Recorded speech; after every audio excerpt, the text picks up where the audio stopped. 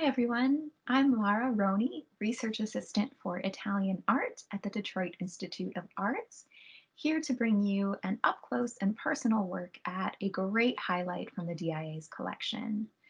Lately, my research has focused on the many great Italian women artists who practiced professionally as painters, sculptors, and printmakers during the Italian Renaissance and beyond.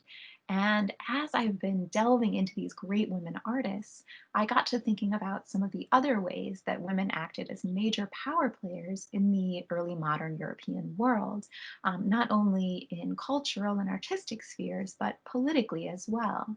And I thought, what better work of art to turn to than one of my absolute favorites, the DIA's stunning portrait of Eleonora of Toledo with her son, attributed to the workshop of Agnolo Bronzino. Bronzino was court painter to Cosimo de' Medici, who was Duke of Florence from 1537 to 1569. He was later named Grand Duke of Tuscany, which is how you see him depicted here in this portrait bust you might recognize from our Medici gallery. But at the beginning of Cosimo's reign, he sat in a somewhat precarious position, politically speaking, because he was not born to rule. He was the son of a soldier, and he came from a sort of secondary branch of the Medici family. So, long story short, Cosimo had to work doubly hard in order to legitimize his position as ruler of Florence. Enter Eleonora of Toledo, whom Cosimo married in 1539. Eleonora was the daughter of the Spanish Viceroy of Naples, who was appointed by Charles V, Holy Roman Emperor, and one of the most powerful men in Europe. So, in marrying Cosimo, Eleonora brought a great deal of stability to Cosimo's reign, thanks to her very powerful political allegiances. Now, not only was Eleonora very wealthy and well connected, but she was also a landowner in her own right. She ruled Florence in her husband's stead during times of war when he was away from the city. She personally financed her family's purchase of a bigger palace where she and her many children could be more comfortable.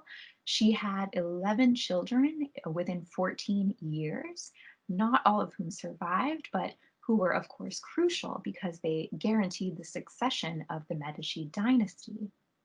Here she appears with her second son, Giovanni, who was not the heir because he had an older brother.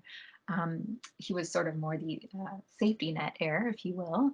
But here, Giovanni appears as this, very dignified little toddler, dressed to the nines, like a miniature adult in that way that really only Italian children can.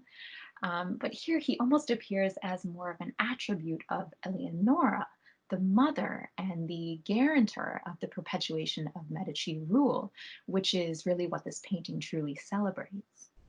Made in the workshop of Agnolo Bronzino, this is a replica of what was the most famous state portrait of Eleonora. And state portraits always come with a little element of propaganda because they were replicated and sent to courts all throughout Europe as diplomatic gifts and tokens of allegiance. So, as a patron, your state portrait was really your chance to control your public image, how others saw you, and really show off your status. So I think what we notice immediately here about Eleonora is just how regal she looks, how almost impossibly pristine her pearlescent skin and features are, how almost really unapproachably dignified she appears. She was a very tiny person, but she almost seems to loom over us here, as is appropriate for this woman who loomed large politically as the very powerful duchess that she was. Now, a lot of people look at this painting and they say she appears somewhat cold, maybe a little bit aloof looking, and they wonder, because this is a portrait of her as a mother, where is her motherly warmth? Well, we know she had it. A very gossipy Venetian ambassador, writing home about all the things he'd seen at Cosimo's court, talked about seeing the Duke and Duchess and all of their children eating dinner, dining together at the same table, sort of throwing out the rule book of courtly etiquette and dining together as a family, almost in a way that a sort of country peasant family might do. And I think if you look really hard within this portrait, you do see a few little hints of that sort of motherly familial warmth, the way that she just very protectively places her arm around Giovanni, and how he just ever so slightly sort of leans in onto her thigh, the way that a real child might, right? If he's standing for a long portrait sitting. And I just adore the way his chubby little hand sort of rests right there on top of her dress. Now, that dress, this unforgettable dress with those beautiful black velvet arabesque motifs over a white satin ground. This dress is a veritable advertisement for Cosimo's revitalization of the silk industry in Florence, which was one of the city's greatest economic assets. Eleonora even had at her own disposal a weaving workshop right there in her palace, which was headed by a woman, Francesca di Donato, who we know lived in the palace and was on the palace payroll. So obviously, she too held a very prestigious position. And this woman, Francesca di Donato, was known especially for making cloth of gold, where actual spun gold is woven right into the material, which not only required very complicated weaving processes, but also a good deal of physical strength. And here on Eleonora's dress, we see these very conspicuous gold brocade pomegranate motifs. Pomegranates are traditional symbols of fertility. So, of course, here in a dynastic portrait, that symbolism is lost on no one. Now, the burning question, right? Did this famous dress really exist? Eleonora was depicted wearing it more than once. And in fact, archival research presented by Sheila Barker of the Medici Archive Project has actually been able to reconstruct the history of this fabric, which was purchased from within the Florentine duchy and at great expense. The fabric alone cost the equivalent of about $48,000. Now, not all of the fabric was used to create just this one dress, but just imagine the sheer yardage, the amount of fabric that the construction of a dress like this would take, right? The construction of the dress itself took 3 years. And so obviously, it was a monumental undertaking, and the dress itself is really a work of art in its own right.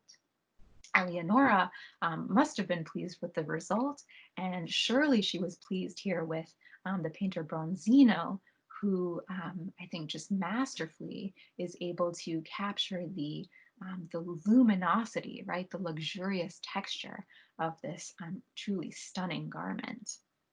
And by the way, Bronzino was paid very well for his efforts here, supposedly receiving the same salary as Eleonora's personal tailor.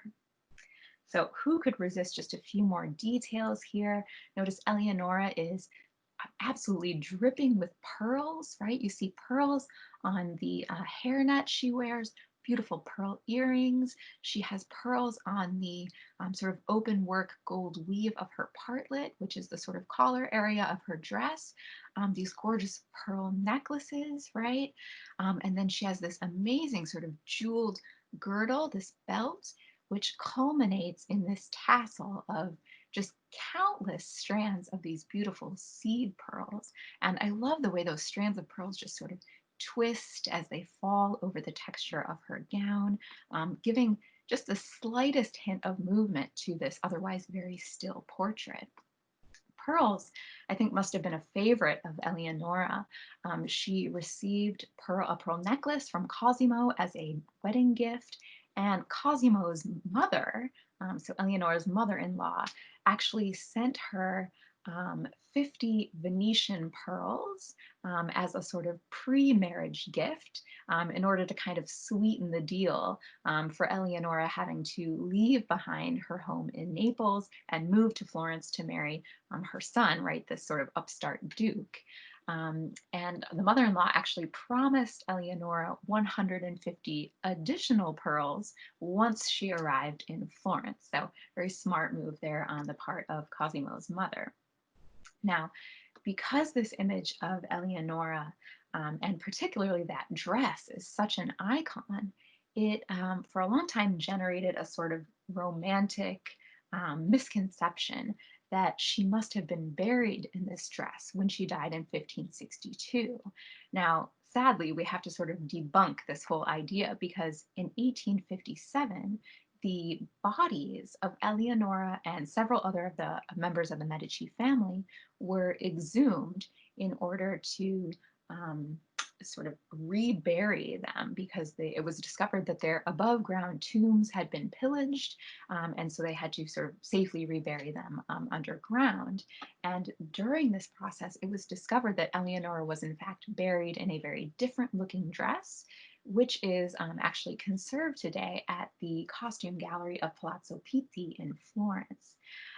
So while she wasn't buried in this fabulous dress, as we sort of romantically hope she might have been, I think it all still makes for a pretty great story. And actually, a couple years ago, I was in the DIA galleries with a very good friend of mine who had invented this game where she would sort of pick out a work of art in one of the galleries, and I would have to either tell her something true about the work of art or completely make up something to say about it. And she would have to guess whether what I told her was true or not.